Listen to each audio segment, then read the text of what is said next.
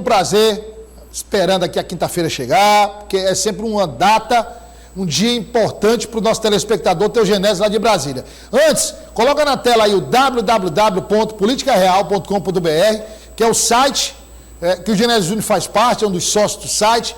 Você acessa o site, está aí na tela, você acessa o site e de manhã, aliás, o site todo está na tela. Você tira o endereço, deixa só o site.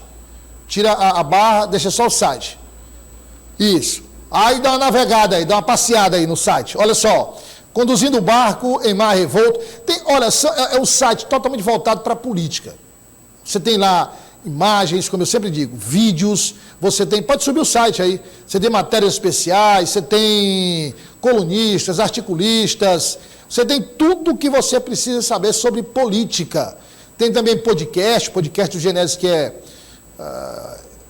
replicado em mais de 150 rádios no Brasil.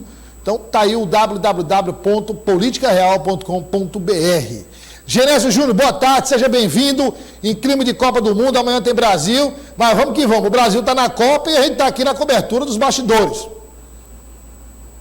É isso aí, Douglas. Um grande abraço a você, a todos aqueles que nos acompanham agora. Estão conectados com a gente, né? São tantas mídias hoje que se conectam. Antigamente a gente falava telespectadores.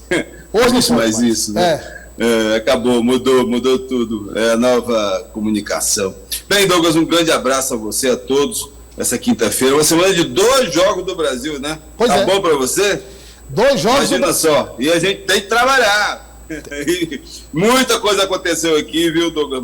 Olha, a gente tem que assistir o jogo do Brasil e tem que trabalhar ao mesmo tempo. Aí eu pergunto a você, Genésio, entre um jogo do Brasil e outro, você está acompanhando aí os bastidores da transição, como é que foi a articulação do presidente eleito Lula esta semana?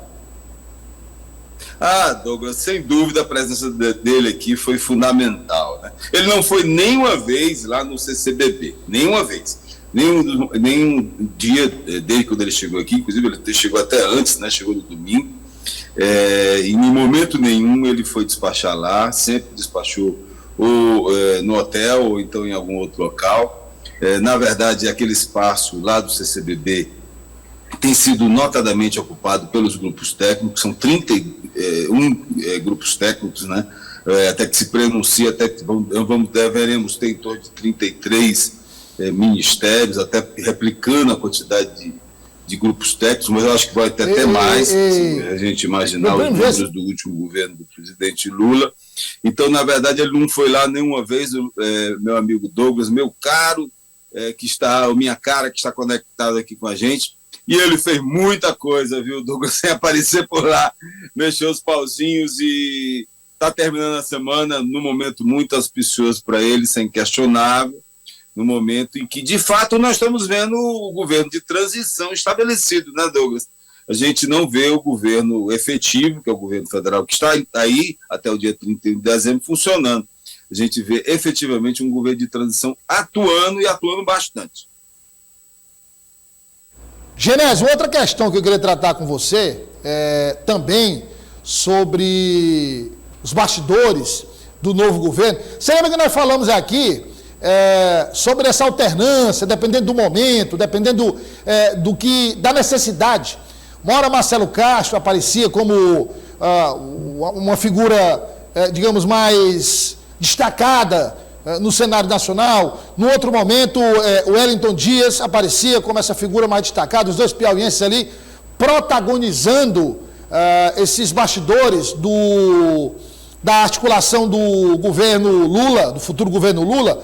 Esta semana agora, nós tivemos o retorno de Wellington Dias nesse cenário nacional, né? Depois da aprovação da PEC, a articulação dele no Senado, quer dizer, voltou de novo a ser uma das figuras mais procuradas, né? Eu já previa isso, né? Eu já previa que o senador eleito, Wellington Dias, deveria ocupar um espaço considerável essa semana. Ele, obviamente, é um senador eleito, não é um senador tem direito a voto, claro, ele só vai assumir lá em fevereiro de 2023, mas atuando muito, né, atuando bastante, e atuando no momento que é para aparecer, viu, Douglas? Eu costumo dizer que é aquela história, a bola chega para quem se apresenta, para usar até termos do futebol, né? E ele se apresentou no momento que era bom ele aparecer, né? Se você der uma olhada, ele está em quase todas as fotos comemorando ontem o 64-13, né? Uma goleada assim, fenomenal na aprovação da PEC 32, né? A chamada PEC da transição, que ela pegou mesmo PEC da transição. Não tem essa história, o PT inventou de querer ser chamado de Bolsa Família, a turma da oposição chama Bolsa do Estouro, mas a verdade é que pegou mesmo Bolsa da Transição, que de fato é o que nós estamos vendo, é um governo de transição que está estabelecido.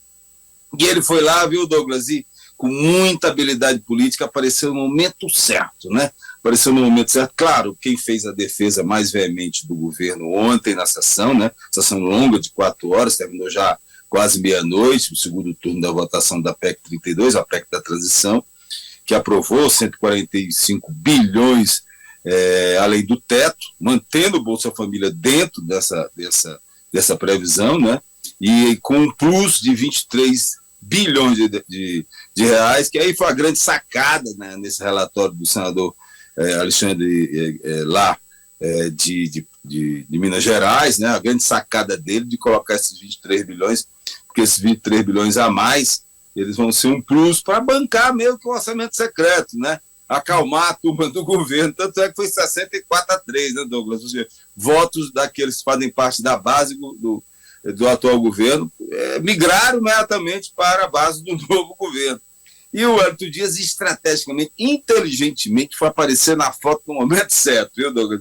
É bom ressaltar que, nesse momento, ele, claro, participou das articulações, mas, sem dúvida, o relator, o senador Alexandre Silveira lá, de Minas Gerais, foi decisivo nessa articulação, né? Inclusive cotadíssimo para ser ministro, e ele articulou muito bem, e com a participação de Jacques Wagner, que talvez seja esse aí o homem que vai criar um pouco de dificuldades para os objetivos, aquela briga interna do PT, né, Douglas? Eles costuma se dizer que o maior inimigo de um petista é outro petista, né? Então, é provavelmente essa disputa aí que pode definir o futuro aí na esplanada do Ministério, que eu acho que é o segundo ponto que a gente vai tratar agora. Você falou aí possibilidade de ministério, que é um nome forte para o ministério.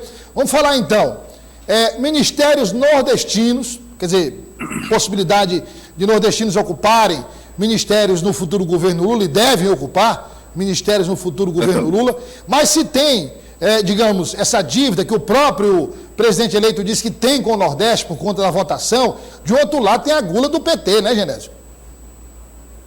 Sem dúvida, Douglas. Olha, eu conversei antes da votação, né? Eu tive lá no plenário do Senado, conversando com vários senadores, gente importante do PT, de diversos locais e de diversos estados. E o que a gente percebeu é que o presidente Lula vai ter muito trabalho para administrar essa vaidade dentro do PT, né?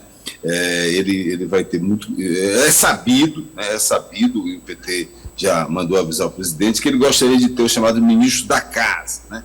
Já ficou definido que a deputada reeleita Gleisi Hoffmann, presidente do partido, que era vista como nome certo para compor o ministério, não vai participar, o presidente Lula já falou isso na semana passada, então um nome a menos desse grupo poderoso. Então, a gente fica imaginando quem serão esses que vão ocupar esses 3 cargos principais lá no Palácio do Planalto, que é a Secretaria de Articulação Política, né, a Secretaria de Governo e a Casa Civil, né? Então, muito se fala que a Casa Civil, hoje ocupada por um piauiense, poderia ser ocupada por outro piauiense, que seria, no caso, aí, o nosso Hélio Dias, né, que é, de fato, cotado para o posto. Mas o que acontece? Está havendo uma disputa aí, viu, Douglas? Ontem, Jacques Wagner foi o nome petista que mais defendeu, de uma forma mais veemente. Ele que tem um trânsito maior entre as diversas tendências dentro do Congresso Nacional, né? Inclusive ele se dá muito bem com o Flávio Bolsonaro, ele tem uma excelente relação com o Flávio Bolsonaro, o filho 01, né, do presidente Jair Bolsonaro. Eles se dão muito bem, tem um bom relacionamento, e ele está querendo emplacar lá na Casa Civil, Douglas, o governador Rui Costa, né, que termina seu mandato agora, né? Eles deram mais de 3.800.000 votos de maioria para o presidente Lula, ainda no primeiro turno da eleição, né? Então eles têm, é o 4º colégio eleitoral do Brasil, né? Então ele está querendo mesmo que emplacar Rui Costa, atual governador da Bahia, lá na Casa Civil. Por quê? Porque se imaginava que Humberto Costa iria para o planejamento, né? Que ele iria para o planejamento. Já está tudo certo que o deputado Alexandre Padilha será o ministro da Articulação Política. Ele é muito querido do presidente Lula, inclusive ele fez com que ele fosse candidato a prefeito de São Paulo, né? Bancou que ele disputasse essa eleição. Então ele é uma pessoa dos quindim do presidente, como também é o nosso Hélio Dias. Mas a verdade é o seguinte, é que se a Casa Civil for para Rui Costa, a articulação política for para Padilha, como tudo indica, inclusive provavelmente o presidente Lula, a Gleisi Hoffmann, acabou de anunciar depois de uma reunião do PT com o próprio Lula, uma reunião por videoconferência, né? Ele não estava presente, ele estava no hotel e o PT se reuniu em sua executiva. Ele já anunciou que provavelmente amanhã serão anunciados alguns ministros. E se Alexandre Padilha for para a articulação política, Rui Costa for para a Casa Civil, sobraria em tese para o nosso Hélio Dias a Secretaria de Governo, né? Que é meio que carregar o piano do governo, né? É um posto que tem que carregar mesmo a administração do dia a dia lá do Palácio e do governo, né? Fazer uma linkagem entre os diversos ministérios. Então, é uma Casa Civil menor. Então, teoricamente, seria o posto que, em tese, seria para o Hélio Dias, né? Porque os outros dois postos que o PT quer e ambiciona dentro da esplanada do Ministério, que são mais importantes, né? Seria, sem dúvida, a saúde e a educação. E tudo indica, eu conversei ontem com, inclusive, gente importante do PT, repito, que me disse que o PT pode querer as duas, mas não vai ter, né? Não terá. Então, muito provavelmente, o PT vai ficar ou com a saúde ou com a educação. Tudo indica que será com a saúde. E a educação irá para um aliado, né? O que parece ser o mais ajuizado, Douglas, porque a chamada, que é o pessoal que é governo hoje, diz que o PT aparelha a questão da educação, né? Que eles fazem a chamada guerra cultural, né? Que usam o Ministério da Educação para poder fazer uma lavagem cerebral comunista, né? Que é assim que ele diz.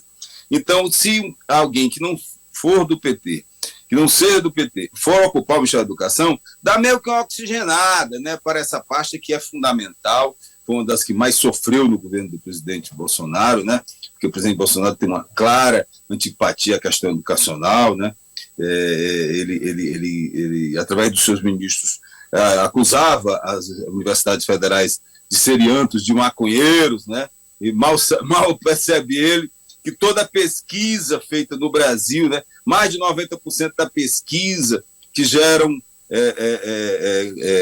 entendimento, cultura, né, e outra coisa, tecnologia são feitas nas universidades federais, né?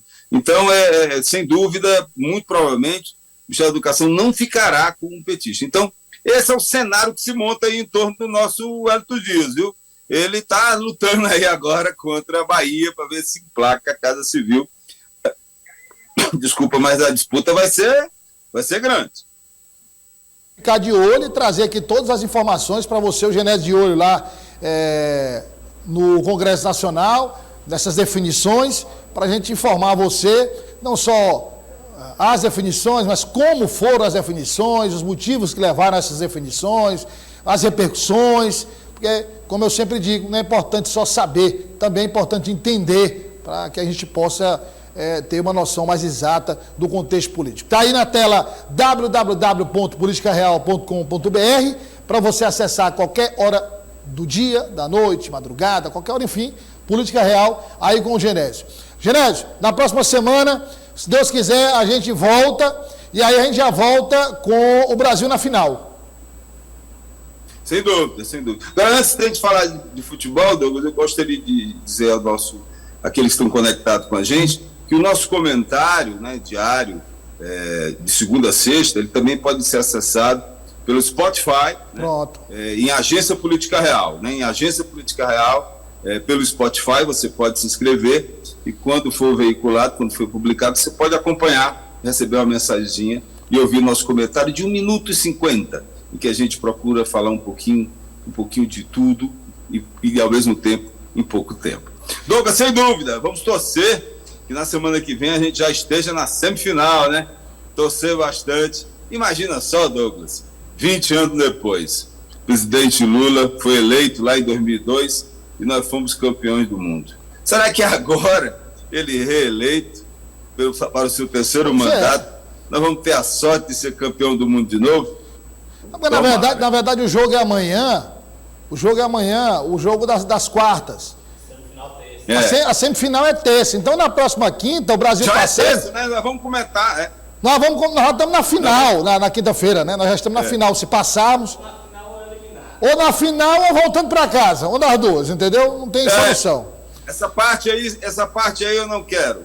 Ninguém quer essa parte. Genésio, um grande abraço, meu amigo. Um prazer revê-lo mais uma vez.